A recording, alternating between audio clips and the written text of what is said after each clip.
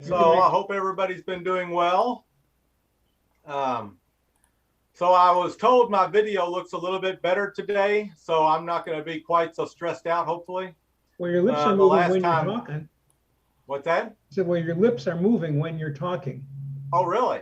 Yeah, Well, that's a that'll big probably change when improvement. I go to one of the cameras, but so far that's good. Yeah, apparently my internet out here is horrible. I mean, it.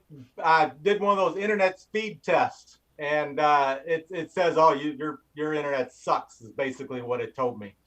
And so I'm using the hotspot on my phone now, and it seemed like it was doing a whole lot better. Because if I can't figure that out, I'm probably not going to do any of these. But if it works out, it works out. So, um, let's see. Yeah, it's a little after 3. I guess we can go ahead and get started so we can get done. I got to keep admitting people, which is good. People keep showing up. So maybe I should wait a little bit, but um, well, I'll go ahead and kind of get started. Um, and I don't know how many of y'all were with me last time when I did a hollow form. This is a really squatty hollow form that I did. And I'm going to put a finial on top of something like this time. This is that 2-piece hollow form. And I've got a tutorial on this 3-piece finial thing on my website. If you go to my website, robincostelle.com, and all the way down, there's some tutorials there that are really just, I don't know what I was doing, just taking pictures and putting them on there. But that's this 3-piece tutorial on, and I do it basically the same way, just a little different. But I figure, well, if you all don't have anything to do, and I was kind of bored, I figured I'd just jump into this. Now, I don't know. I'm going to start off. Last time, what I did was I had my hollow form, and it was still on the lathe, and I turned a little round piece to actually fit in. That wasn't it. To actually fit in the opening. Before I finished this, before I started, I made this. This will be the base of this piece.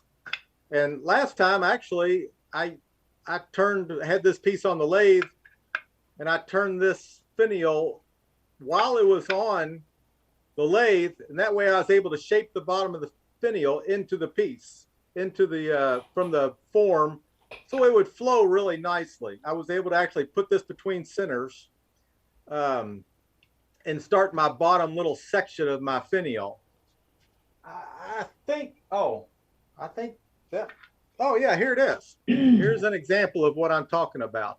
Now this finial broke, this little piece right here, because when I parted it off the lathe. But you can see how it actually doesn't flow, but it comes up, and I actually turned it while it was on the lathe. So I was able to shape it from this form into the finial, so it looks like it's part of the piece and not just sitting on top. But as long as you, in my opinion, as long as you have a nice flow from the top of your form into your finial, whether you put a bead and you go work through the bead, but I don't like mine to kind of come up and then change direction on the base of my finial. I like to see them come up and go straight into the finial, whether I've got a bead around the top or other kind of designs, it doesn't matter. As long as my form isn't obstructed. Does that make sense? I wish I had a better example. I have some examples on the line, but I don't have any examples around here. So we're just going to start kind of there. And then, I'll show you how I do one of these things. I think I'm going to open the door. I think the tractor stopped. They're baling hay in my front yard right now. Or they were. And it was getting a little bit loud, but now they've stopped apparently. Or maybe not. Okay, but so what I'm going to do, I'm just going to go through, first I'm going to go through a little bit of spindle turning, just basic spindle turning. And then I'm going to assemble my little pieces, each individual piece. And that's about all there is to it. This is nothing fancy. And if you want a good spindle turning demo or something, this ain't it. This is just how I do it. You could go online. I'm sure YouTube is full of spindle turning videos, and Cindy Drozda and other people. But I'm just going to go through kind of what I do. So first thing I'm going to do is change cameras. Oh, but wrong one. Let's do this one. I think it's this camera. Okay, yeah, my overhead shot there. And I'm going to go ahead and spotlight that thing. No, I don't want to rename. I want to spotlight. How do I spotlight? I'm the host. I should be able to do anything. There it is. Spotlight for everybody. Now, if anybody has anything, any question or anything, please holler out, please, because I might not be able to hear you, and I'm kind of going through this a little bit fast. So right now, also tell me if y'all hear that tractor, if that's distracting, that tractor out in my front yard. Right now, I've got a big piece of wood. This is a piece of maple that I'm just going to do a finial on this. A big finial, just to show you kind of the steps that I go through. And then we'll take a piece of holly and we'll make a little bitty one that I like to do. I like to make them small. I don't like the finial to overpower the form. As far as I'm concerned, the form, the beautiful wood and everything should be the meat and potatoes, and the finial is just a knob. That's all it is. It shouldn't overpower it. I don't like real big finials. Usually when I get done with a piece, I go, that finial's too big, and then I'll redo it. That's just my way of thinking. The finial should be just a little bit of icing on the cake, but the cake should be the main dish. So everybody's got their own opinions. If everybody did the same thing, none of us would be doing this because it would be boring. So that's just, my take on finials and such. So just some basic, I'm going to use a 1/2-inch spindle gouge, and you can tell I've got a pretty pointy grind on there, and it's a convex shape, and I grind this by hand. I don't use a grinding wheel or anything. I mean a jig. I don't use a jig. But that doesn't mean you get to. In fact, you'd probably be better off not trying this, just because it's not the easiest thing to get consistent. And I've been using it for years and years, so I'm fairly comfortable with it. But if y'all want me to, we can go to the grinder and I can show you how I do this. But if anybody wants to know, but if not, it's no big deal. Use whatever you're comfortable with. I get a lot of control out of this tool, and it's nice and pointy to get me in. This is a 1/2-inch. Most of my finial work will be with a 3/8-inch gouge, with a long grind and a pointy nose. But on this bigger piece, I'm going to do the same thing with a 1/2-inch spindle gouge. And this isn't a detail gouge. I have a detail gouge that I bought, and a detail gouge has a really shallow flute. I've probably got it here somewhere, but I never use it because it just doesn't work for me. It's got a really shallow flute where it just, I don't know. This has just a kind of a medium flute, I guess. I don't know. This is a Doug Thompson, but Doug Thompson, I got a couple of crowns here. So whatever, but that doesn't mean you have to use that. I'll use whatever I want to. Can y'all hear me okay? Yes. Okay, Yeah. Thank you, Mark. Okay, I will talk up a little bit, but I'm getting ready to put my face shield down too. So how about now? Can you hear me now? Yes. I can. Yeah. Yeah, you're good with me too. Good deal. Thank you very much. Let's see. Everybody's there. Okay, so basically, I guess I could turn my lathe on. I'm going to start with the roughing gouge just to get this round real quick. And my speed is pretty much all the way up, 20, 31, 3,000 something on my Powermatic. So I turn all my finials really fast. I turn most everything really fast, but especially a finial goes all the way.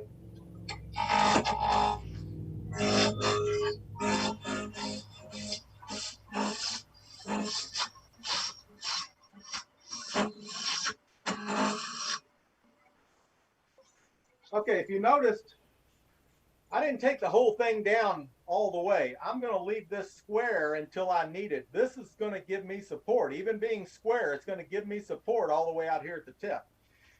And although this is a big piece of wood, the next piece of wood may not be so thick. You know, when you start getting a little bitty finial out here, you're using a lot smaller piece of wood. You're going to need all the support out here that you can. I usually don't turn between centers unless it's a really longer piece. But on a 3-piece finial, I rarely have a long, real long piece, because even my little long skinny portion is pretty narrow. I tell you what, let me see if I can get I need a, well, this isn't a 3-piece finial, but this will show you what I'm talking about.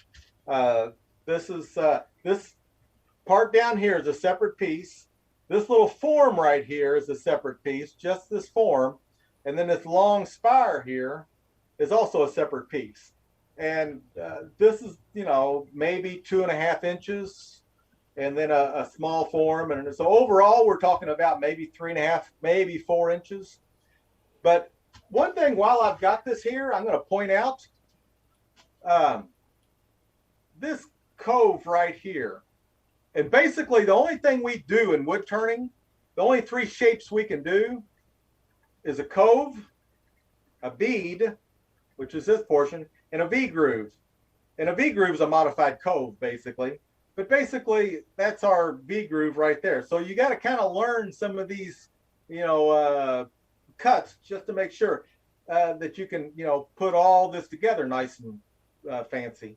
And I always start spindle turning, all the grains running horizontally along the length. That gives you strength.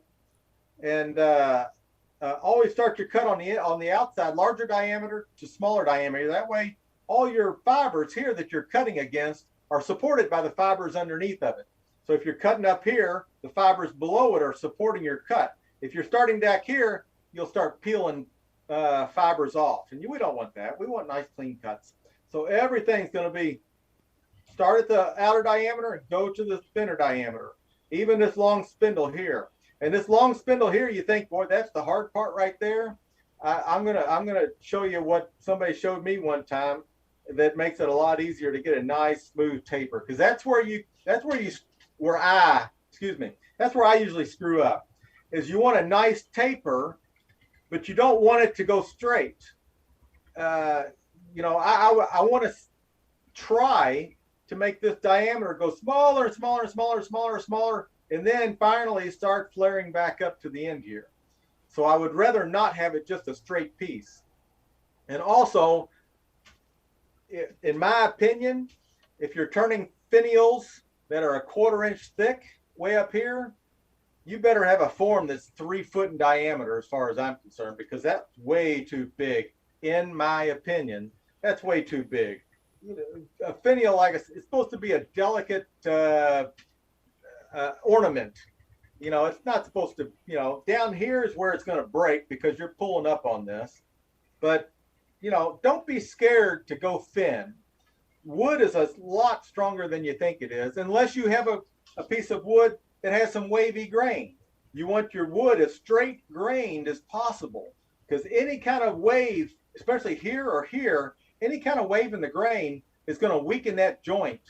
You want grain that goes straight through. You want all your little fibers to go straight through this point right here. If you have any little wave in that grain, not all your fibers, or maybe only half of them, are going to go straight through, and then you're going to have a very weak joint right there.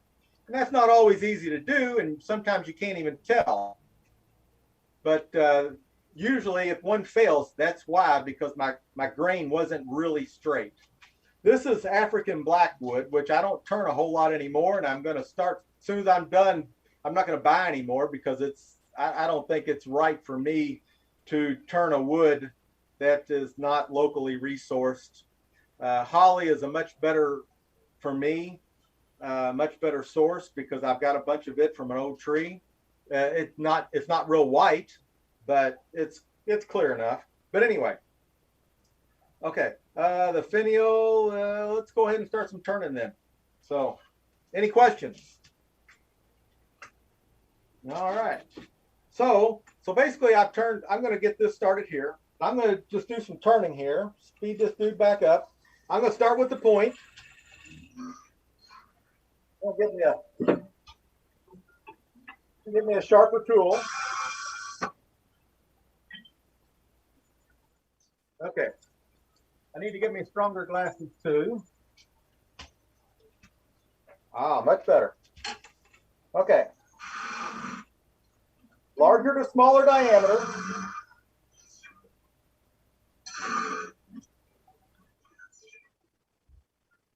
Okay. Out here on the point, I don't try to get this real sharp with my turning tools because you end up forcing too much and it'll keep breaking off.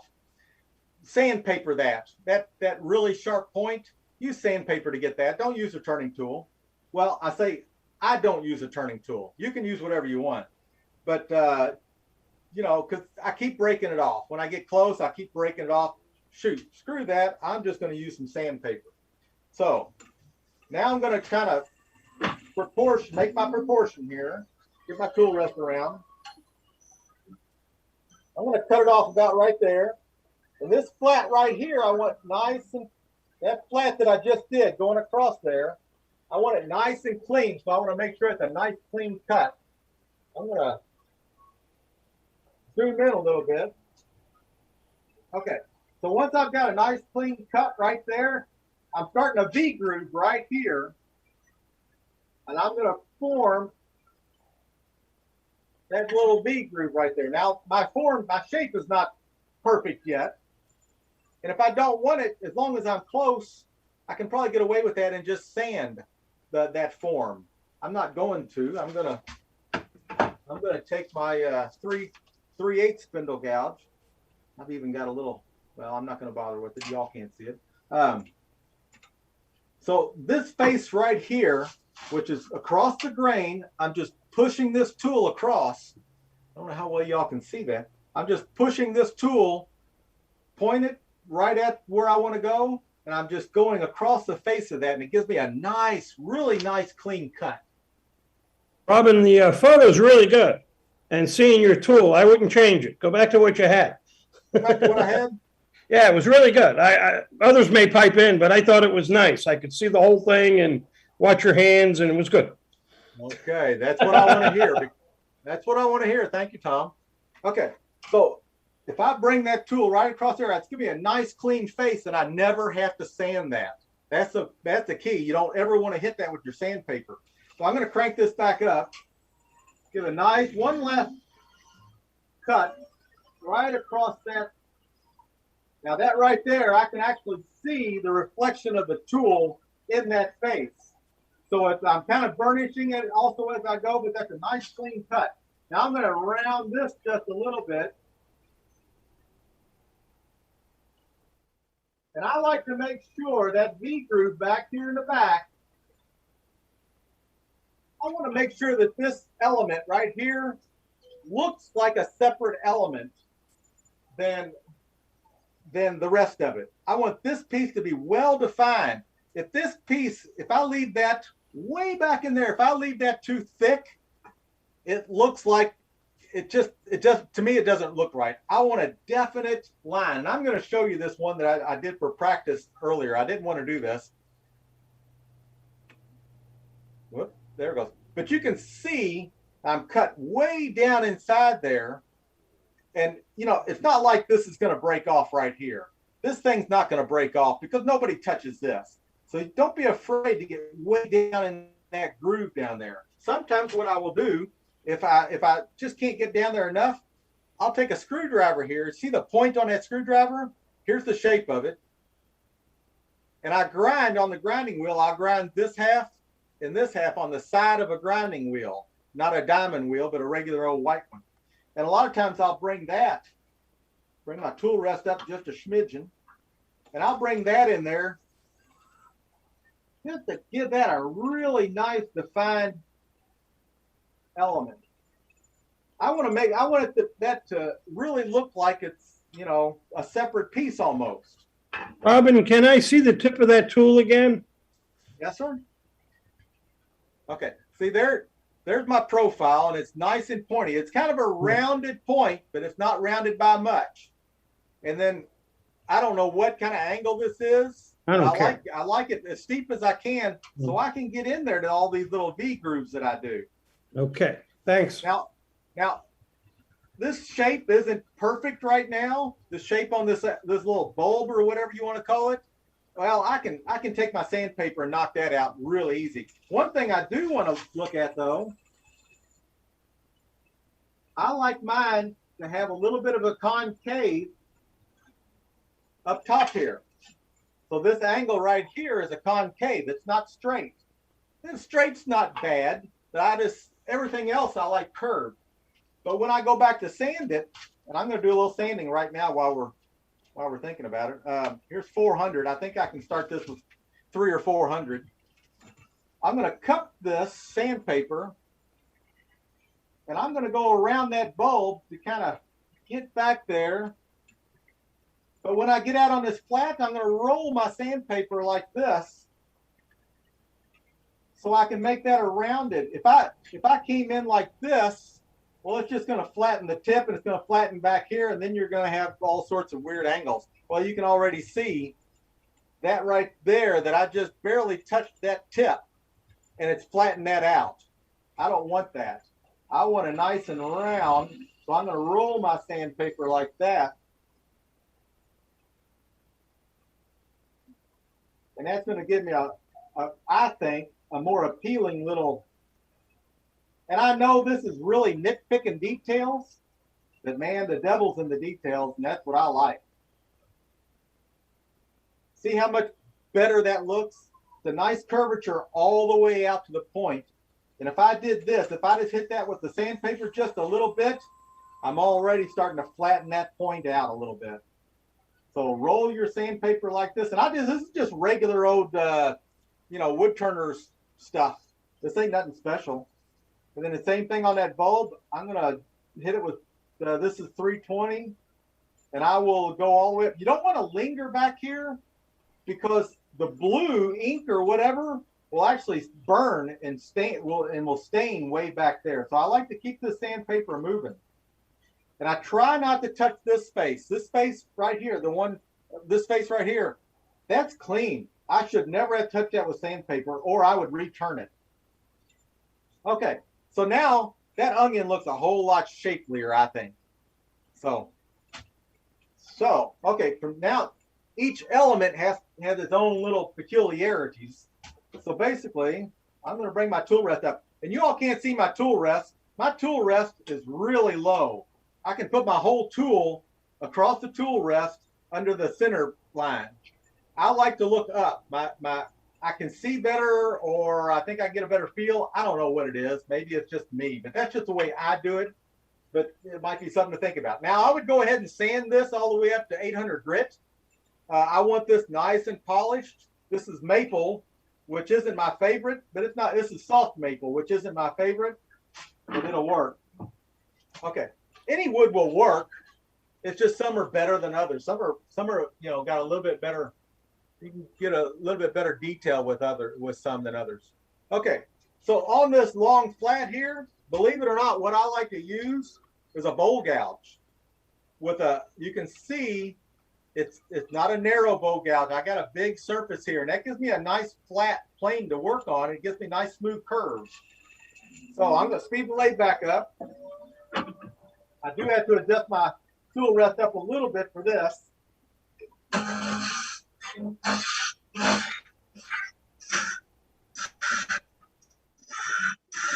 Now, I'm not going to get all the way up to that, but I'm going to get close to it. Okay, now to get the other side of that facet, this is the trickiest. For me, this is the trickiest cut, because I've got to come across this edge. I want this to be a knife edge. So I've got to bring my tool, just get rid of some wood. I'm kind of sneaking up on this very edge. So what I'm going to do is grab another tool because that one didn't seem sharp enough right there at that point. And I've got to go at a pretty steep incline here. Let's zoom in a little bit. Okay. Now I've got to just going to kind of come over that edge really slowly. And that's going to give me a nice crisp edge there. You can see, yeah, you can see underneath that I've got a nice crisp edge. Now I've also got to bring this into an arc, coming down into my piece, coming down to that long run. I'm going to do this one more time. Make sure it's a nice, crisp, razor-like edge. And trust me, you don't want to put your finger on that. It will eat you up. Okay, so Robin? now I want to get this curvature right here far enough away, but I want a nice smooth curvature coming down. Then I can go back to my bowl gouts. I'm far enough away, larger to smaller diameter. I can just start playing, getting rid of some wood. And what I'm thinking about right now is a long taper. There's a long taper here.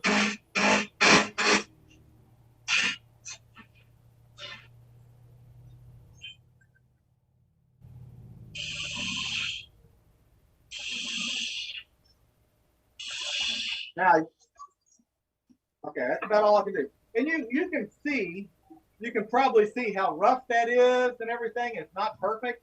Don't worry about it. We're going to fix that just directly. Robin. A little bit.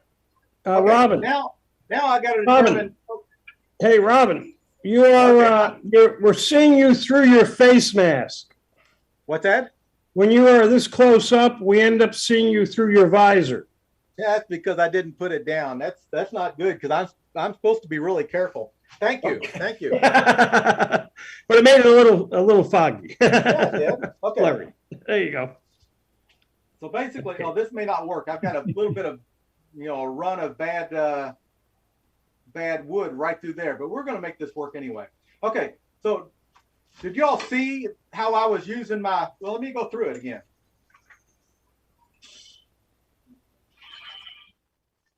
I can use this because it has a wide head there. I can use that as a nice, good, nice smooth surface there. If I tried using one of these pointy tools, that ain't gonna work. Okay, now I got to determine. Okay, I want it about right there, so I can start in a little bit. Now I need another V groove, basically. Well, basically what I need is get rid of a little bit of wood.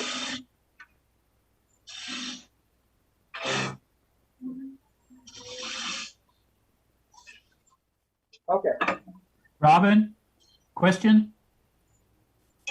Did someone say something? Yeah, Robin, when you're using your Yes. pointy tool there, do you have the handle down quite a bit? In other words, is it elevated up into the wood, the tip? Yes. Okay. Let me show you that real quick because to me I couldn't do it otherwise. But let me just show you my stance and how I'm at the lathe. Okay, so you can see what I've got going on here. You can see, and it takes a little bit of getting used to, but I'm looking way up, not way up, but actually this is a little bit, I need to adjust my tool rest to get in here a little bit closer, but my tool rest is probably a good ½ inch under my center, and I'm looking up with my tool and cutting like this. Thank you. It just, to me, it feels more natural. I can see better. Does that make sense? Yes, it does. Thank you. Good, good. Holler out even louder because I can hardly hear you, but that's okay. Let's see. Let me get the other camera back now.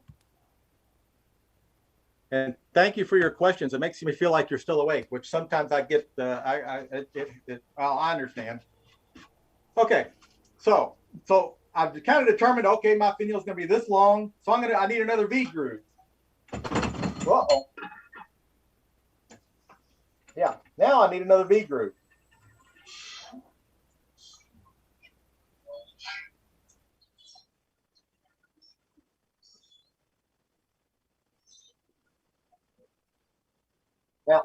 again, this surface right here, when I bring that across here, I should never have to touch that again. That should be a nice clean cut with no tear out.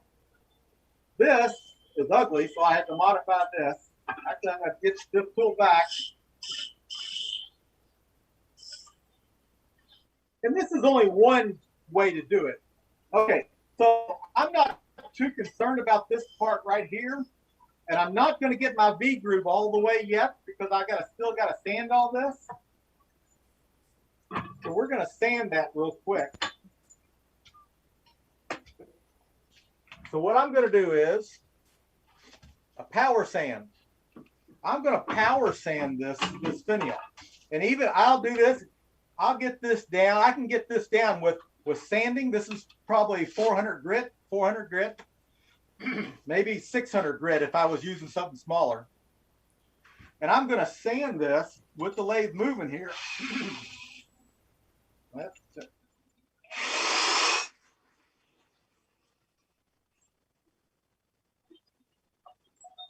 And I can make that taper so much. Let's see, let's get her focused in. I can make that taper so much sweeter with power sanding than I ever could with a tool. Don't hesitate. Don't think that you're cheating or anything. I don't anyway. You can if you want to, but I can make this as thin as I want it. I can taper it.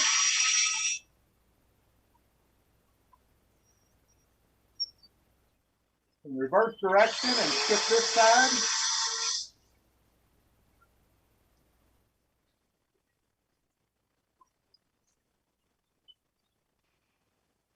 And that gave me a nice smooth taper. I couldn't do that with a tool. Cindy Drozda probably could, but Robin Costelle can't. But that's in 400 or 600, it's fine for doing this. Anything more, I would screw it up every time. But that gives me that nice smooth taper that if it wasn't a nice smooth taper like that, oh, it stands right out and everybody will think, oh, that guy's trying to pull a fast one because that's not any good. But that's how I get it. And if you don't learn anything else from this demo, you gotta use that. Got to use that one. Now, as far as sanding the rest of this, I'll start with 300 or 400. I very seldom go with anything coarser than that. Roll my sandpaper again. Let's see. Roll my sandpaper. I'm going to come in. I'm going to support this with my finger. I'm just going to roll this sandpaper back and forth to give me a nice smooth curvature on that cove right there, that cove. And like I say, this should already be done. This surface should never have to be touched. This nice curvature here. I want it to flow in, and I can even kind of go like this with this rounded part of the sandpaper this way. I can kind of go like that. Just watch this edge because it's razor sharp. Okay, now I need to finish this on this end. And now that I've done my power sanding, I might have to take another pass over this edge right here. The first thing I'm going to do, I'm going to finish this. Now, if you like this curve, this little facet right here, keep it. You know, that I could just, you know, kind of taper that, a nice smooth taper. That might be a nice little element. This one, I'm not going to. I'm going to go ahead and round that off, which is just that. Basically, that's a modified bead right there. Okay, so I need to crank this up a little bit. I'm going to do another nice, clean V groove here to get way down inside there. I want this to look like it's actually a separate part. If I don't get that V groove nice and tight down there, it just doesn't look refined enough for me. And being, you know, the quality wood turners that we are, we need to practice that. That's fun. This is the fun stuff. Okay, now to get this, and once again, this is 320 sandpaper, and I'm just going to kind of hit that. And I'm using the very edge so I don't mar up this surface right here. Shouldn't have to be touched. So just kind of round that. And then I'll go back over the whole thing all the way up to 800 grit.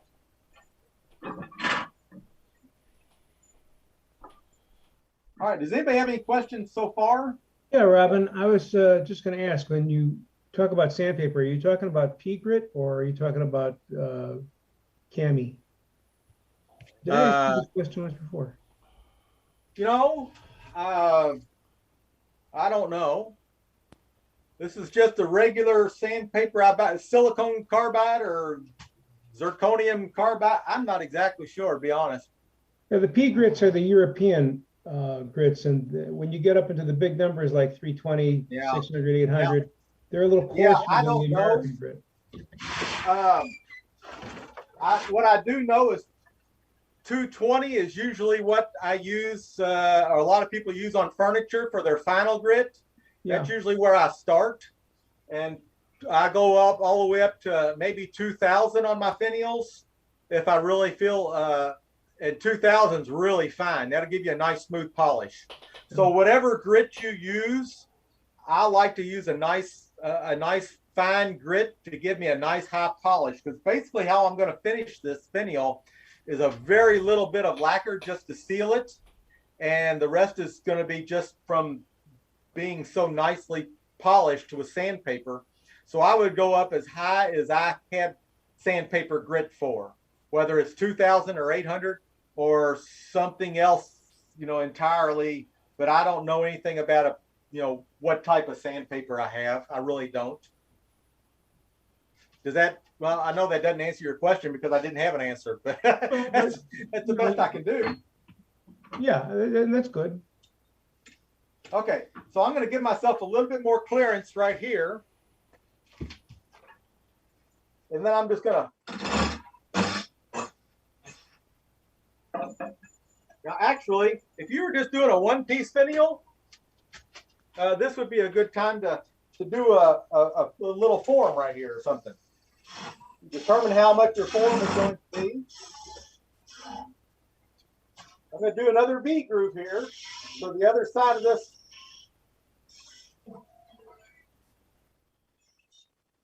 And so the main thing on your V groove is just make sure that they both meet at the same spot. Uh-oh. See, I kind of fuzzed that one up, but that's okay. I had plenty there. We'll go over this again. You kind of gotta hold it pretty good because it wants to jump up sometimes and go over that edge, and then you screwed your edge up. So I'm going to come back over that edge. Okay, now I still got some fuzzy there, so I'm actually going to go on this edge too. End up way down there in the corner, and that needs, I don't know if y'all probably can't tell, but that little point way down there is a little bit fuzzy. I'm going to use my little screwdriver just to kind of give it just the lightest little touch. That's all it needed. And that actually defined that really well. You all probably may not have been able to tell as much, but I could. Okay. So basically, if I was going to do a regular one-piece finial, make you a little form here, something like that. And then you can go down into another little cove section or something. But we're not going to get all that because we're doing a three-piece finial, and this is what this demo is all about. So I'm going to get rid of some wood here. Okay, I'm going to get my parting tool. Oh, this little V groove on this side.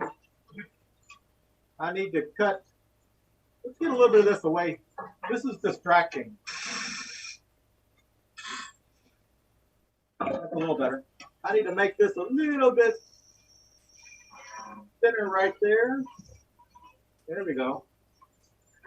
And then you can bring your parting tool off and part it however much you want.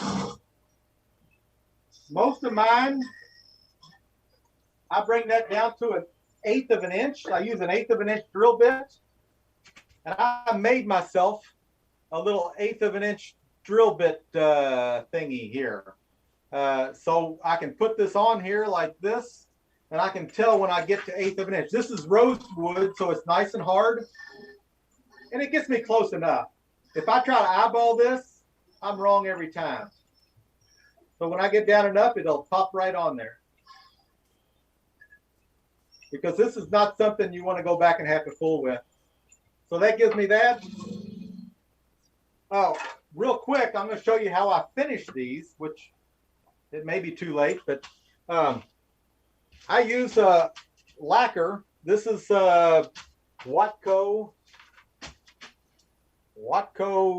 clear lacquer in gloss.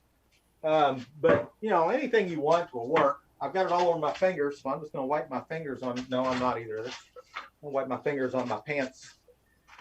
And I got mine in a little bottle with a brush. And I'm just going to slap a bunch on. It doesn't dry too fast on a day like today. Some days I really gotta hurry. But basically, I like lacquer because it doesn't darken up my holly and my maple, which I like to use so much. And I also like small pieces of rag because I'm going to turn the lathe on. I'm going to fold it and get in all these little creases and get all the excess out first. And if it gets caught up, it's not a big paper towel getting caught up in the. Now, theoretically, this is going to be sanded all the way to 800 or more. And this will really start to shine and look well defined. But that's all I do for a finish. I just slap some lacquer on there. All I'm going to do is seal the wood from fingerprints. That's all I'm worried about doing.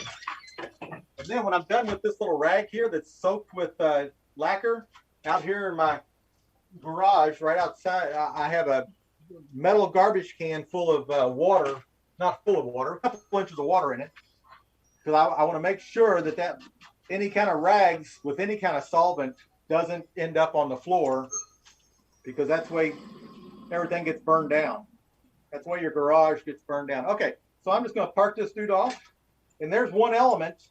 Now, the thing is, I already kind of know how big and how much I want to do these things. I mean, what I want to do, what I want my finial to look like.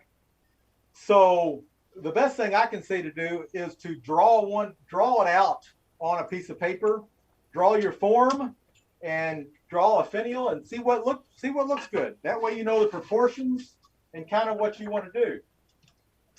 Now, basically, I need another little section. So I'm going to do another one real quick out of this holly. And I'm just going to go through it real quick. If you all can stand to watch that whole thing over again. My tractor came back.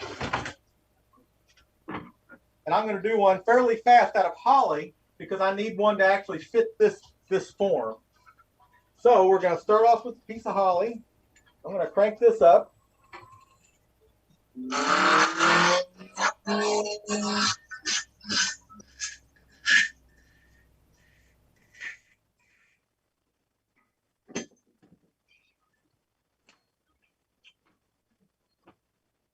Squeeze in here a little bit. Put my other glasses on. This one's going to be a lot smaller.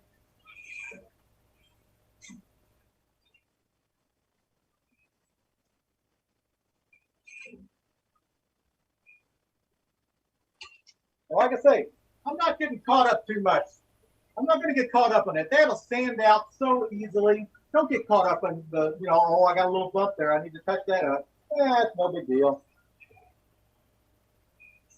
I'll need a V groove here and a bead here.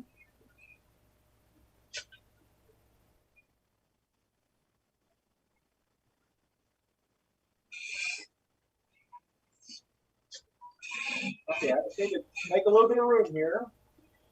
Pull across here.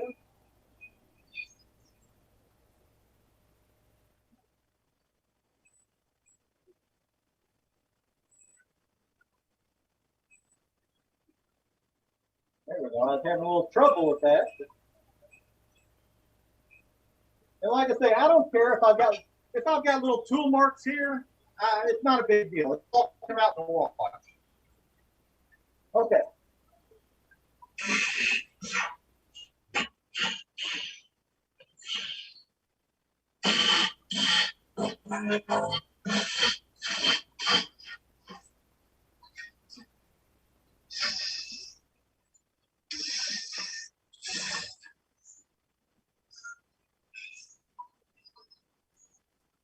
Now, if you're not comfortable, leave it a little thick. Sand it down to your dimensions, and it'll work out just fine. Don't worry about it if it's a little thick. It'll go away. Okay, I'm going to have it about that long.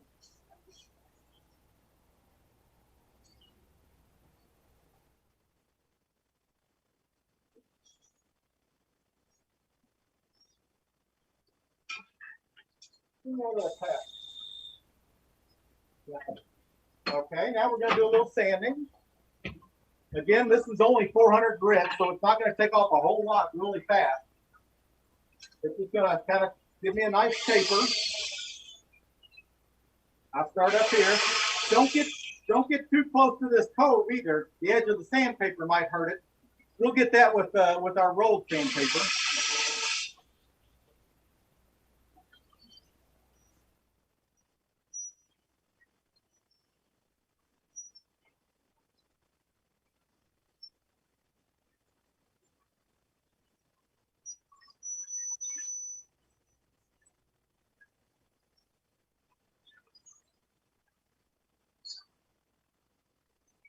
Get this, taper this a little bit more.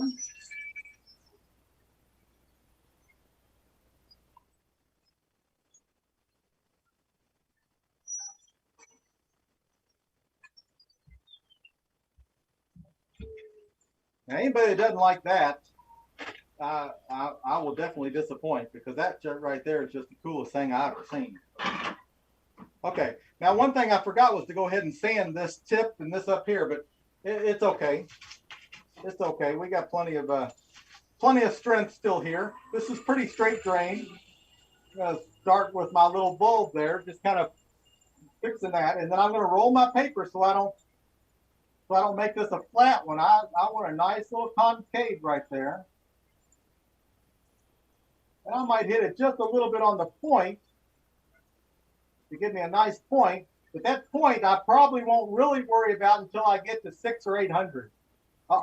Because I'll just break it off. Even with 320 and 400, that's pretty gritty. Okay, that's all done. And then I'm going to use my little roll up my sandpaper to get this cove right here. Oh, nice. And then back here, I need to actually return this.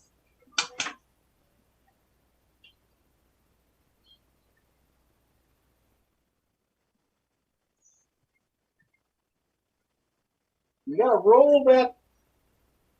You got to roll that all the way over to get way back in there. You have to roll that tool all the way over so you don't hit this edge right here with that edge of your tool. And then we're going to do a little light sanding right there.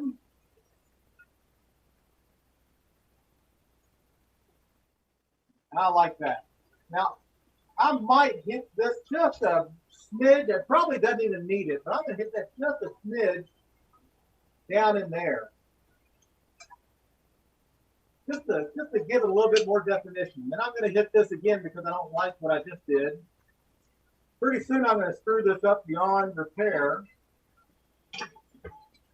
But, okay. 320, 400.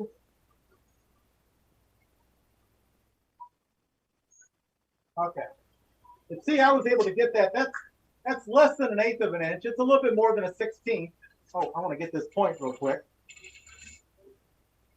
This is 400 grit. Now I'll do the rest of my sanding later, but this will get us pretty close. Okay. Now I've got to do my tenon down here, so I need to get rid of a little bit of wood.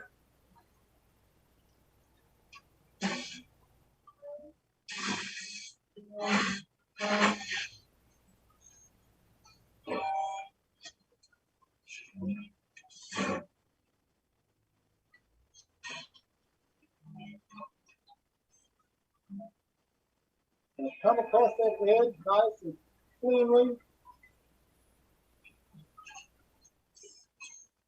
I'm going to make that a little bit smaller.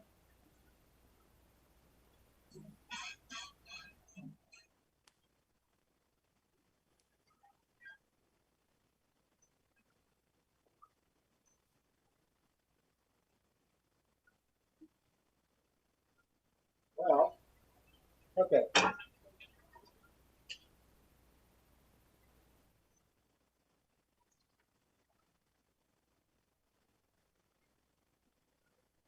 Okay, I don't know if y'all can tell how clean of a cut that is. Actually, it is a pretty clean cut. That's cool. Okay, holly's a great wood to turn. Okay, so now I'm going to part this off.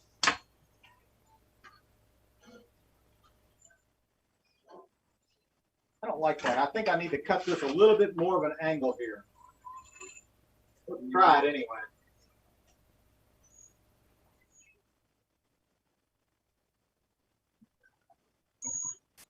Now, we're gonna have to make that work. Okay, then I get my little gauge here.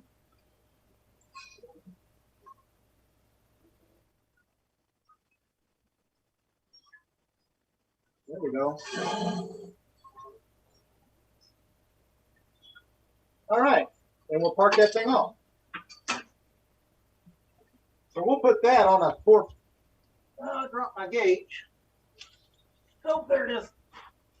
Okay, so we'll put that on top of our element, which basically, I've got a piece of walnut here that I've drilled a hole in. This is an 1/8 inch hole, so this ought to fit fairly snugly, yeah, into there.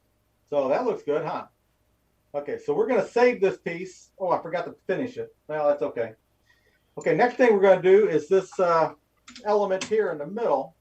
And what I'm gonna do, I'm gonna pull this piece of holly out a little bit, and I'm gonna use that to help me. Okay, let's turn our camera a little bit. Does anybody got any questions? Robin? Uh-oh. Robin? Yes. This is Bill Blaze. Before I forget, did you get the stickers? Oh, yes, Bill. Thank you very much. I meant to reply to you, and you know how that goes. That's good. Yes. I got my WOW sticker, and I haven't put it on anything yet. I need to start doing that. But thank you very much. Okay. Okay, Glenn, I'm sorry I did not see you waiting in the wings, but I apologize for not recording paused. Is somebody else recording this? Bill, are you recording this? Yes, I am. Okay, good, because I just noticed I got a little recording paused emblem right there on my computer. I don't know what we're going to do with it, but at least we got it. Okay. Get rid of some wood. What I'm going to do here, I'm going to make a little tenon right here, so I can put my little piece of walnut on it. And I want that nice and snug.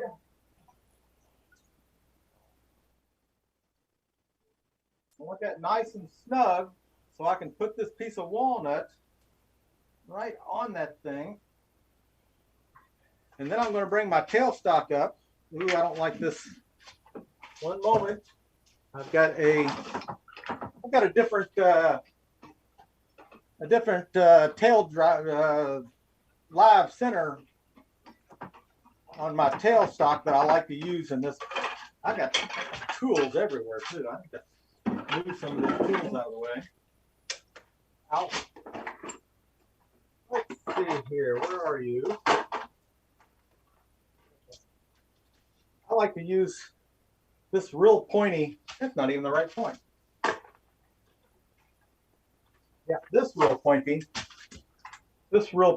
live center to kind of keep everything close. We're going to reel this thing in.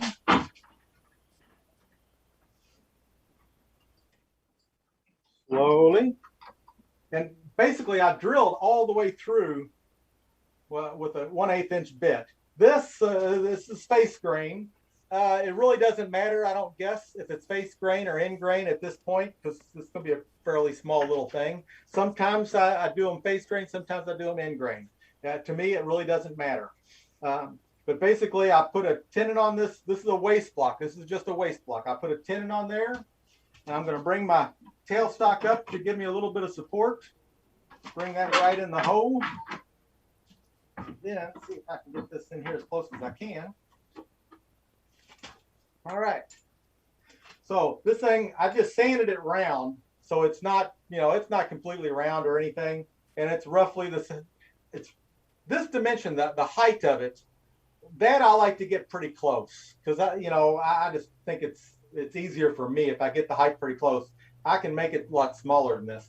Now, basically, I do like to try to mimic the form of my that I'm trying to play with, but I don't think it's really completely necessary either. But we're gonna do our best and see what happens.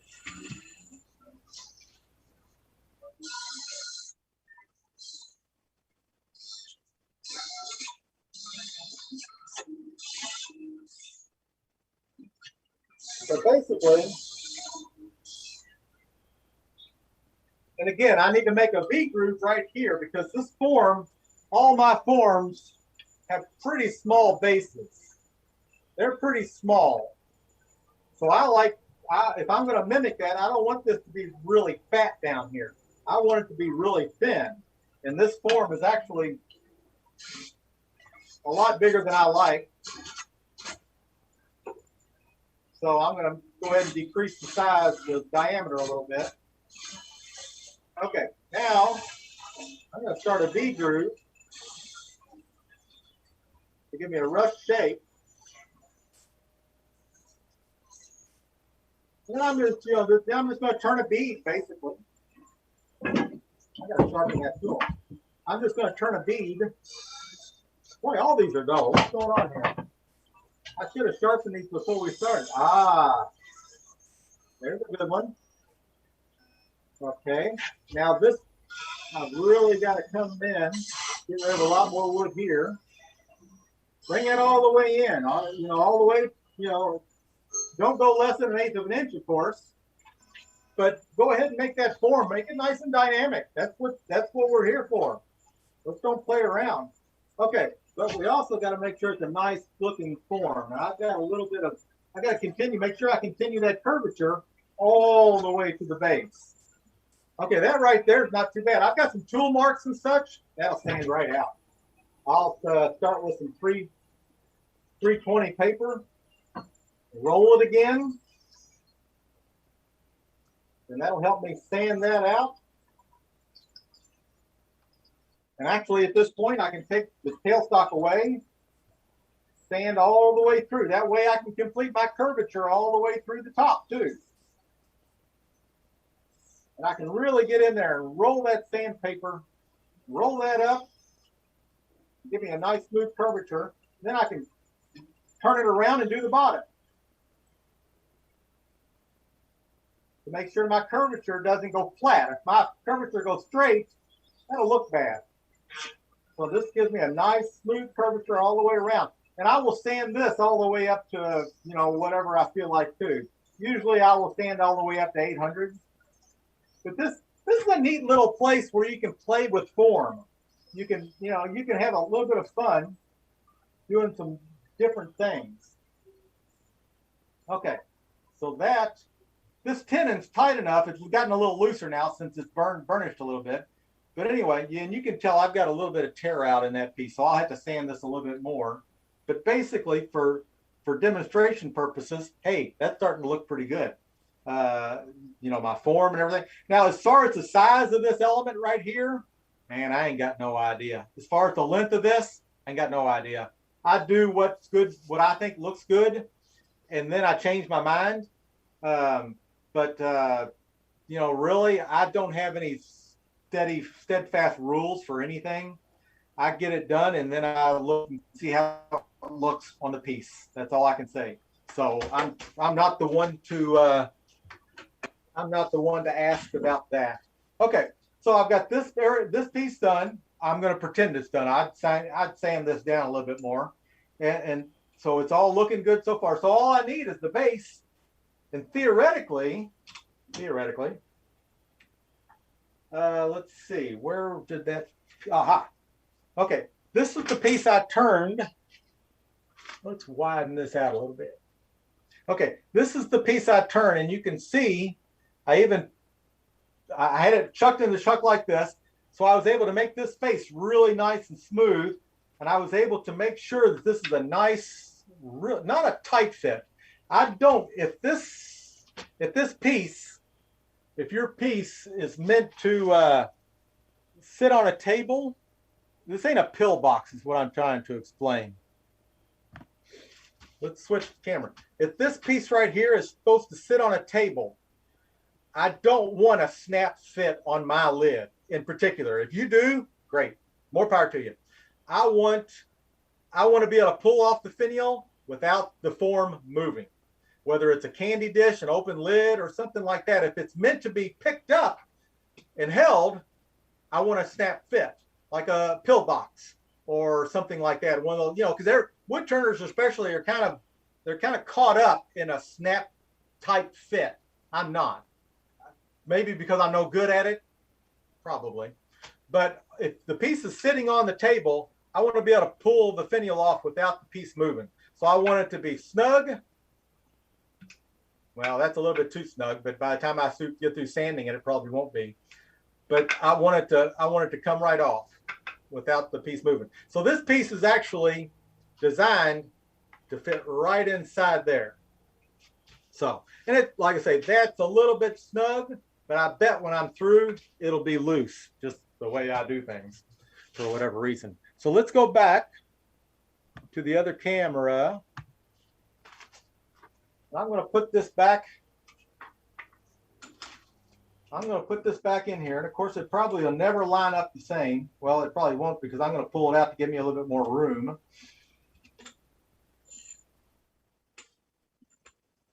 But I bet it's close enough for our demonstration purposes. I would tinker with it a little bit more to make sure it was perfectly square, perfectly round, but I never get it right, so it's not a big deal. Okay. So basically, another thing I wanted now, first thing I'm going to do, I'm going to make a cove. This is, I even signed the bottom of this in really, really, really small letters. I'm lying, I did not.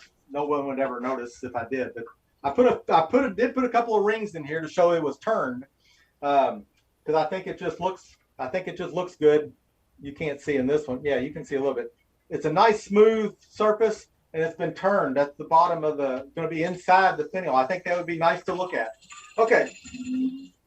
Well, I need to make a cove right here. This is the base that's going into the piece. Let's change glasses real quick.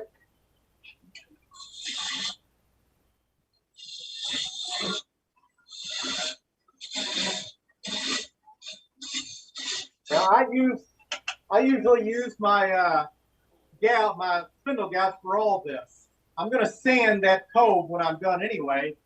So that's just, the tool I have in my hand. I'm comfortable with it. But by all means, use any tool in your arsenal that you want to.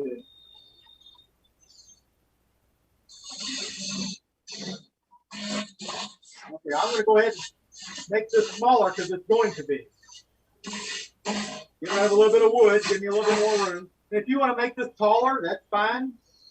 I typically like to have the shape of my form duplicated inside here. But with these real squatty forms, that's not always real appealing. But just like a V groove, this is a long cove here. I need to start a larger and smaller diameter and meet in the middle. So a nice smooth curvature. Nice smooth curvature, and you kind of try to meet in the middle.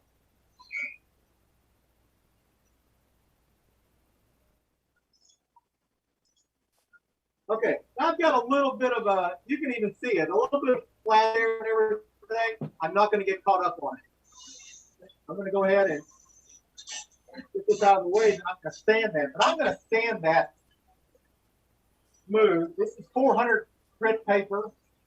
And I'm going to roll it up and I'm going to sand it. I'm even rolling my paper a little bit, moving it up and down. And that's going to give me a nice smooth curvature throughout this little piece right here. And I don't want it round either. I'm going to go back to 300 instead of 400 to get that. But I don't want it round in here. I want rule of thirds or whatever, but I want the smaller diameter close to a third of the height, just to make it look more dynamic, I think. If we all use just round circles and everything, I just think it's a little boring. Okay. And I will sand this to 800 grit, or maybe more. But you get the idea. Let's actually bring my form up here. And I know you all could tell as well as I could that this is not center. It's wobbling a little bit. I don't think it's going to matter. Okay, now I can kind of check my curvature in here, which I should have done on the lathe early, on the last demonstration, which I did. Basically, I'm doing the same thing. This was supposed to be in here until it broke, and you can see how it broke, where it broke in there. But I was parting it off, and I was an idiot. I parted it off too much, and it broke right there. But so that's basically what I'm going to try to do right now. I'm going to try to mimic this piece right here. So my flow into my finial, into my form is really good. From my form into my finial, I just think it ought to flow instead of having a change of direction there, because it makes it feel like a unified piece instead of a lid sitting on top of a piece. I don't know. Maybe I'm explaining that wrong because I don't know what I'm talking about. Okay, so anyway, we're going to pretend like we sanded all this down to 800 grit.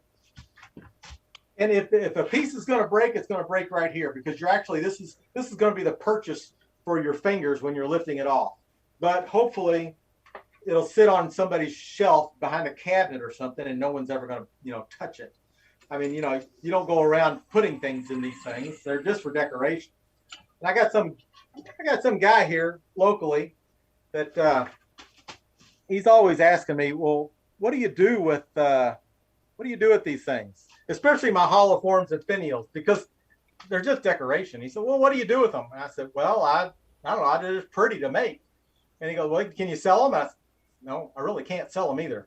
And, he said, well, why would you do? Well, why don't you make something you can sell? Why don't you do something? And finally, I got pissed off, and I said, look, Dad, I can do anything I want to. I'm 55 years old. Some people you can't get through to ever. But he has since kind of come around, because I'm as hard-headed as he is, I guess. Okay, so let's move back to the other camera and get this over with. Let's try to move back to the other camera. There it is. All right. Okay, so basically all we got to do now, we have one more little V groove, a little point right here. I'll tell you what I'm going to do. I'm going to be really careful. Okay, so I'm going to lower my tool rest a little bit. I'm going to come in here. And I want this pretty much straight across. Actually, I'm going to make it a little bit smaller, really lightly. Okay, and then what I want to do, I want to kind of imagine, as soon as this thing slows down,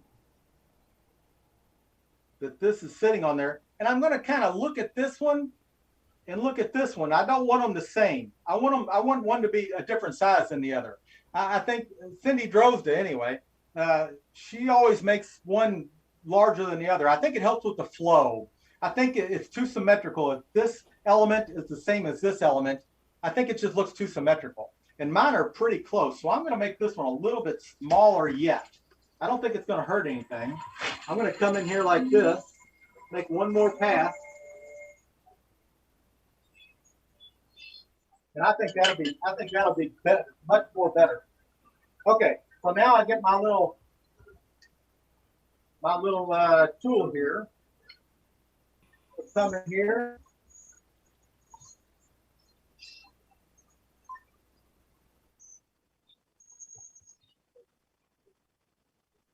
Okay, that looks like it worked. And then we're going to part this thing off and try not to break it. Okay, it worked that time.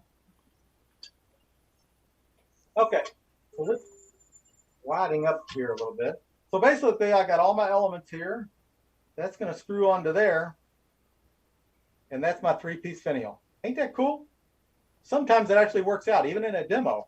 So now I'll go back to my other camera angle here. Okay,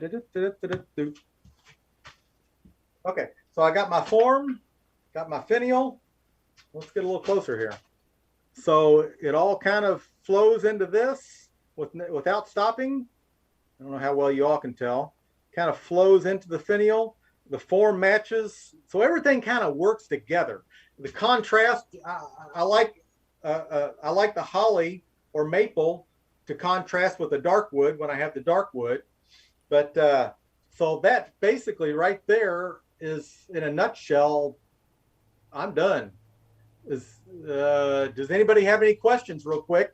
There's a couple more things I want to talk about. Does anybody else have any questions? Just got to say that's a fantastic piece. Well, thank you. Somebody's going to get this piece. If you didn't make it last week, 2 weeks ago, whenever we did the form, email me at robincostelle@gmail.com, or you can go to my website and contact me. Make sure I got your name. I'm going to draw a name I'll send this to you. I've got to refinish the top a little bit because it didn't come out exactly, but you see how shiny and smooth that is? Basically, this was sanded, the form, and I'm going to show you how I finished it real quick. This was finished with the 800 grit sandpaper. Let's turn that off. I'm going to open my door back up, just a little breeze through. And then I'm going to swing around here to my Beal buffing system. So all this has, I slapped on a coat of lacquer, and I use it out of my little bottle here. And this has got some dirt in it and such, and it's starting to yellow a little bit, which means it's getting old. And I wouldn't like to use this. You know, it'd work okay, but if you're going to make thick coats on something, don't use it when it's yellowy. Get some nice, good, clean stuff. But it's just lacquer. This is Watco gloss brushing lacquer or whatever. I spray it and I do everything else with it too. But this, I don't think this is thinned. I think this can's old, but it's fairly new, so it's still a little runny. So I'll slap that on while it's on the lathe. Usually, do one half and then the other while it's on the lathe, and then I'll wipe it off immediately. I don't want it to dry on there. I want it to wipe it off. I want to wipe it off quickly before it even gets, and then I'm, internet connection's unstable. Can y'all still hear? Okay, can y'all hear me? Yeah. Am I breaking up? Yes, you For a were. second. Okay, yeah, it told me my internet connection was unstable. So hopefully it's back. Okay, so basically what I do is sand this to 800, slap some lacquer on there, and wipe it off immediately. I don't wait around. I wipe it off immediately, and then I can go to my Beal buffing wheel, and I'll usually start with the Tripoli. So let's just do it. Start with this brown, the coarse stuff.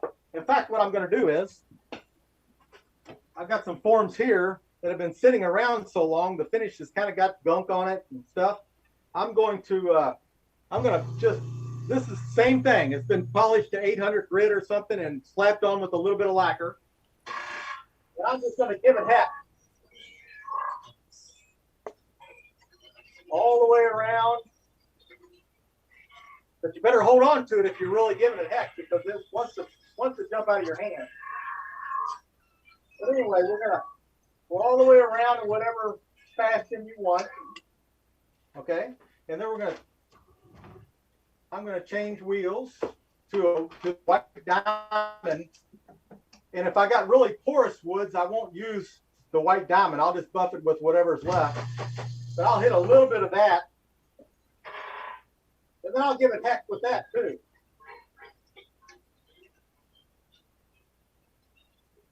And I'll go all the way around. And that's all I do. And I tell you what, that's as shiny and smooth and soft as any piece of wood I've ever finished before.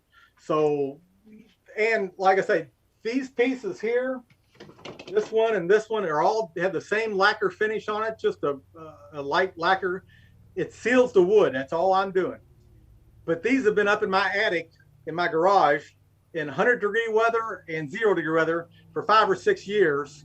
And they're still, I mean, I buff them out and they look like the day they were born. So, except for a few dents because I've kind of been playing with these harshly. But that's my finishing technique. And then if you want to, I'd put a finial on top of here or something like that. Did that make sense? Could y'all hear that? Yeah. Good. But yeah, does anybody have any questions on anything? And if you do, even you can go to my website. Like I said, I have a tutorial on my website, just a picture tutorial of the 3-piece finial. But to me, it's so much easier to watch somebody do something than, you know, to have to read about it or something. I'm just not very, I don't learn that way. I usually learn by mistakes, but sometimes it works out. Does anybody have any questions? Y'all still there, aren't you? Yeah. Yeah, I'm here. Well, I don't know if I'm still here, basically, Yeah. with my connections and everything. You did great. But, well, good. Yeah, it was a good show.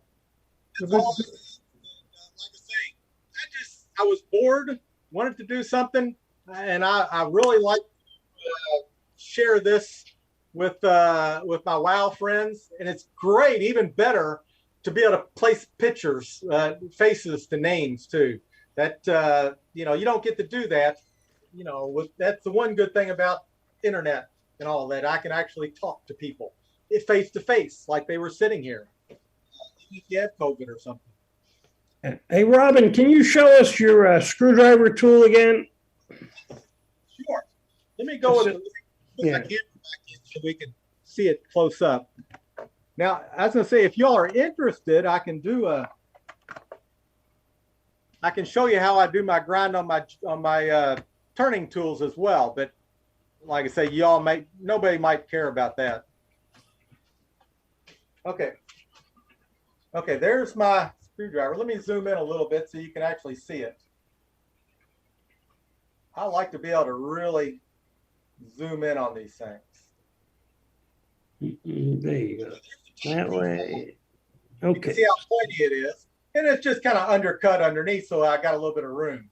Actually, I usually come up all the way up to a point instead of that little facet right there at the end. That usually comes all the way to an exact point. But I've been grinding it on the edge here lately for another project. But It's this like is the just world's smallest parting tool. yeah, I mean, you know, I do a lot of stuff with little. Oh, that's another thing I wanted to show you. Inside this hollow form, I don't know. Well, you can't see very well because I did fix it. But the wall thickness was about 1/4 of an inch, and I actually took this tool and I was able to shave that inside there so it looks like it's only 1/8 of an inch. But I was able to use this tool to kind of cheat a little bit and make that thinner. Because a lot of times when you're doing these 2-piece hollow forms, you can't tell until you're done. And I would rather make sure I have a nice outside profile than I would about wall thickness. Wall thickness really doesn't matter much to me. But I want to make sure that I have, you know, a nice profile. But when I got done, I could tell my wall thickness was a good 1/4 inch or more. So I just took my little tool while it was on the lathe. I vacuum chucked this back up in the lathe, and I took this little tool and I just kind of really lightly touched it so it looks like it's only 1/8 of an inch. I'm a cheater, but I'll, you know, whatever makes it work. But like I say, on the grinding wheel, I just take this thing and I hit the side of the wheel. I just kind of brush it a little bit on both sides of the wheel is all. But it's a nice little detail tool that's, everybody's got screwdrivers. They got too many screwdrivers. They're usually Phillips or some Torx or something that you'll never use. So why not, you know, make tools out of them? I got a bunch of them down here with different, well, that one's actually got a Phillips head on it. But anyway, That's all I've got, unless somebody has another question or if anybody want to show anything. One thing I do want to ask, would anybody be interested? I'm thinking about doing one more demo. I went ahead and bought the Zoom prescription to upgrade to do it all myself. Would anybody be interested in dinner plates? Just regular, you know, some of my dinner plates in a demo to do that. Sure. Absolutely. Okay, I might do one, maybe two. Now, another thing is Saturday at 3 o'clock for you that joined me. Is Saturday at 3 o'clock as good as time as any? Yeah, it works. That's good. I mean, I know most people's not going to be able to just drop everything and watch me, which I don't blame them a bit. But I was thinking about doing let's see if I got a couple. Oh, just regular, the square dinner plates. I was thinking about doing a demo on that because I've got to practice this for another upcoming demo that I'm doing for a club. But you know, and there's really nothing to it. But you know, like I say, I need to practice. And if you all want, I can do one. Yes. Sure. Okay, let's play it. Let's pencil it in for 2 weeks from today, but we'll see what happens. That's Two fine. weeks. Question. Doing 3 weeks. What's that? 2 weeks is the Ohio Valley meeting on Saturday. Well, we don't want to interrupt the Ohio Valley woodturners, do we? No, you don't. Have they finally started meeting again in person? Yeah, and they're gonna have Nick Agar Oh, good. Nick's coming good. that Saturday. So that's the only reason. We can record it and they can see it later. There you go. There's a good answer, Bill. Good answer. Hey, Robin, Nope. Yes, sir. one other question. Have you ever tried the fluteless, like I think Cindy does a fluteless gouge for getting tight into those corners. Have you ever tried that? The Vortex tool. Vortex tool, right. Yeah, the Vortex tool. Yeah. Well, that's what a little screwdriver is. It's a little vortexlet. It's Yeah, close. Yeah, I've it's got really a- close. It's half a vortex tool. Yeah, I've got a detail gouge that I bought from Thompson, and it's practically fluteless. Y'all can see how Yeah. little bit of flute that is. Yep. I hate it. It's not for me. I'm not, and I even put a real sharp point on it, and I thought, oh, it's called a detail gouge. It's bound to be good, and I don't like it. But to each their own. If we were all doing the exact same thing, wood turning would have died out a long time ago. Robin, the idea is that you can stick it across the tool rest further without worrying about snapping the tool. You can, because there's a lot of meat there, but there's no flute. So your actual cutting edge is a little bit duller because you don't have the angle, but it just wouldn't work for me. And I guess it's because I've been using this particular grind on this particular tools for so long that it just wouldn't work.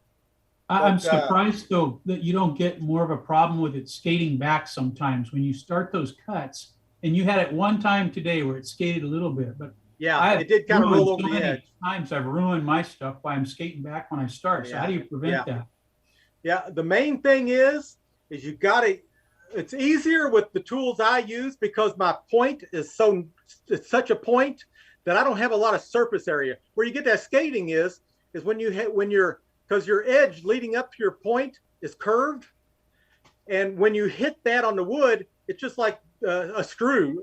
You're driving a screw, and it wants to follow that plane on that edge. If you've got to hit just the point, just in the middle of that arc of your wood, you got to be right in the middle. If you're one way or the other, you're more likely to hit that leading edge up to the point, and that's where you're going to skate backwards because it's coming in at an angle.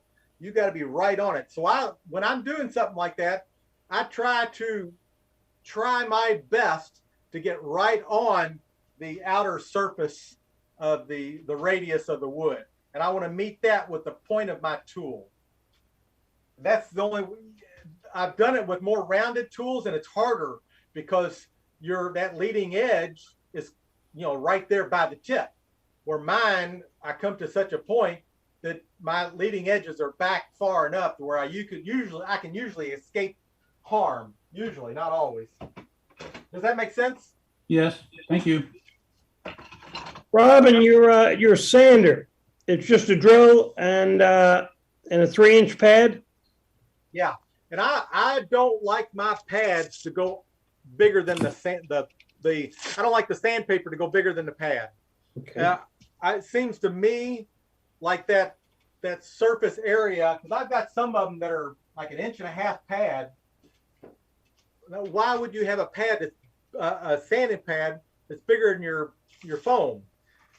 To me, those surfaces, they can do whatever they want out there once they're past that surface. And when I'm trying to follow my contour on my finial and I get up close to the edge, I don't want that thing flopping out there like that. I want it to be supported so I have control. And if it screws up, it's my fault. But if it's hanging over there, I've noticed, for me anyway, that it doesn't just follow a smooth curve. It kind of flops out there at whatever angle it wants. And I don't like that. But that's just what I've found for it anyway. So I like my sanding. I was very surprised to see you pick up a powered sander for that delicate finial. That was a very incongruous picture in my mind. Oh yeah, that's why you want to use 400 or 600 grit.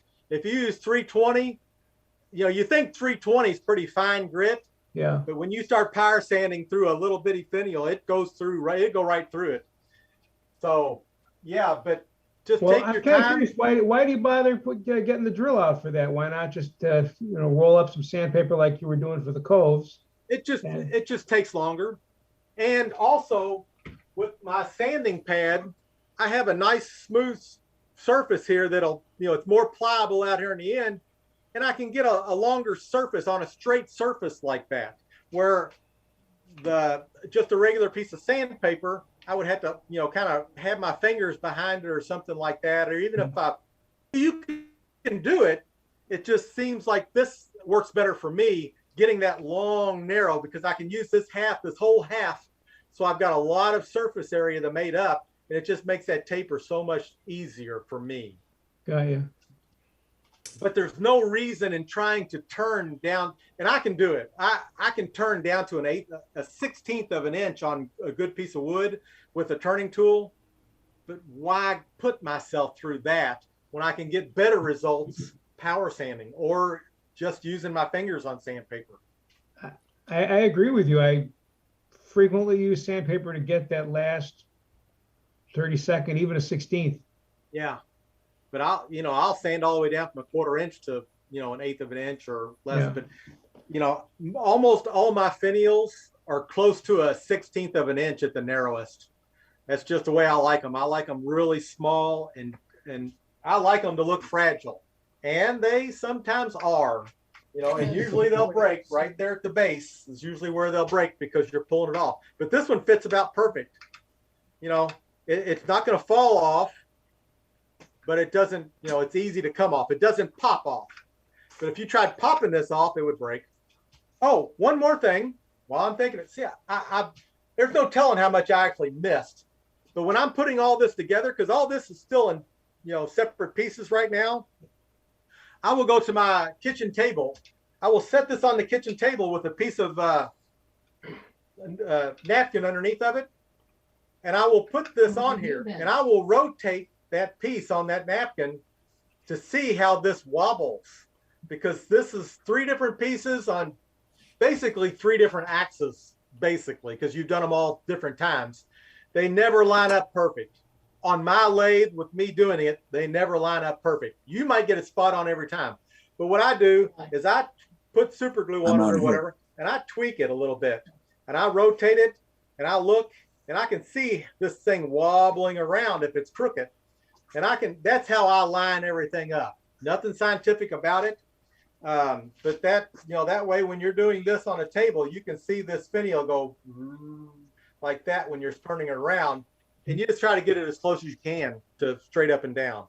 Does that make sense? All right. I think that's all I have. Unless someone else wants to, see anything else. I can, if you want me to, I can do a grind on, to show you how I like my spindle gouges. But that's, neither here nor there. Oh, great show, Robin. I'm going to run. Did a great job. Appreciate it. Thank you, Tom. Yeah, Take care. I Call me if you need me. give a definite thumbs up. Yes. Good deal. Yeah. Very helpful. Well, okay, so the video was better this week? Way Definitely. better. Much better. Good. And the audio's okay? Fine. Yep. Pretty good. Hey, Good. I got a I'll just- question for you. What's that? Okay.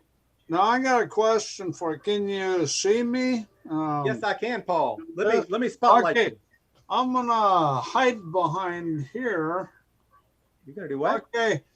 Now I found this finial. I went out and looked. There we are. And I'm wondering if you could have any ideas on how I can straighten that out. Yeah. I'd put it back on the lathe and take sandpaper up to 120 grit and power okay. sand that thing. No, I was thinking steam. Yeah. Yeah, Steve. Now, did you make that, Paul? Yeah, I did. That's Oh, cool. I That is- grabbed this piece. I made it in 2009. And one thing, the way yours sit in the base, I had problems with my finials. I like mine tall, tipping over all the time. So I started, oh, there we are, adding a counterweight to the bottom I'll be darned. because here's where it sits. Yeah. And by simply, and this is a 4 or 5 piece finial Yeah. made basically the same way yours is, but for some reason I can't keep them straight. But when I put this into the piece, I can just drop it in. It stays cool. there. Because That's it's very got clever. That a is really counterweight. cool. Can I hear it? And this is kind of a tippy piece because it's got crooked legs too. But That is no, I cool, mean, Paul. yeah, I fully understand how you do your finial, except for the keeping straight part. Yeah, I might steal that though. Yeah, no, it helps with a lot of them. They end up just being too tippy, and Yeah. also I don't need near as tight a fit for it to sit where it's supposed to. Right. That's a neat idea. And it's just another hole and tenon. I think this is all glued together now, but it's just a through hole in the cap part here, and then this plugs into that. That's awesome. Very cool. Thanks for sharing that, Paul. And also, one other thing, I ran out to the shop because you're talking about fluteless gouges. Yeah. Now, this is a Sorby. And Okay. I don't know how to do this. Yeah. Yeah. Okay, and it's absolutely flat, but it's like that. For the, Now, do you like that? I love this thing when I'm Okay. doing crooked finials. Yeah. They're very finicky, and I can get this in. I'm not using the point so much as off to the side of it, cutting Yeah. below the point and getting a shear cut. And I can get a super fine cut in there. And well, these things get weak because it's all interrupted cuts, and Yeah. the grain doesn't run straight through because there is no straight through. But I really learned how to use this, and even when I'm getting into the tightest parts, I'll turn it over the other way and use the flat part as the bevel Huh. for super control. I ended up with 3 of these buying out one of our older guys quit turning several years ago. I just bought all his stuff instead of trying to sell it a piece at a time. No, So that's cool. I found a use for them, and I like them. I like your screwdriver idea too. And I have a lot of custom screwdrivers. Yeah. Very cool. So, I might have to steal that from you and try it out too. yeah. It's a Sorby tool. I don't know what they call it, but Well, I would imagine you could kind of duplicate that with any old flat scraper that you've had. I mean, you Yeah, had to get that round profile on the back. right. And it comes to a very, very sharp point, and it is hollow ground. It could be concave, like Right. your tool, Sure. for even more control. But Yeah. this works for me on cutting in on the real fine lines. Yeah, that's cool. Does anybody else have something like that or another tool that they like for That, detailing? that's called a spindle master. Yeah. And I- Spindle master. I use There's that in three the of same way them. you use your fine point tool there, your Oh, screwdriver. okay. That's cool. Yeah, there's so many different tools to use. You know, everybody's going to migrate to their favorite tool, but it's kind of like fishing. You got a favorite lure, but that's your favorite lure and it catches more fish because you use it most of the time. There's all sorts of tools, but as long as you're comfortable with that tool, that's what you ought to use. Yeah. I had two of the spindle masters, and I could not master them. I gave them both away. Oh, is that right? Yeah. Well, I found out they were good. Cutting on the side of it. It's sort of like a skew without a point, is the way I'm using it. A skew with no point, no heel, just the curved part. And it works for me and doesn't skate very often. Okay, that's enough out of me. No. Well, you need to show us some of your texturing techniques and such. Some of your moon rocks and things. Yeah, most of that is, well, here's a moon. Yeah. I got these things all over the place. There's about 50 of them in the living room. Oh my gosh. That's funny. So Robin, I was going to give you a quick feedback on the video. Yes. But one thing that I don't know if you can fix or not, when you're using your down camera Yes. and you got it zoomed in, Yeah. it's focusing on the black background. And Yeah.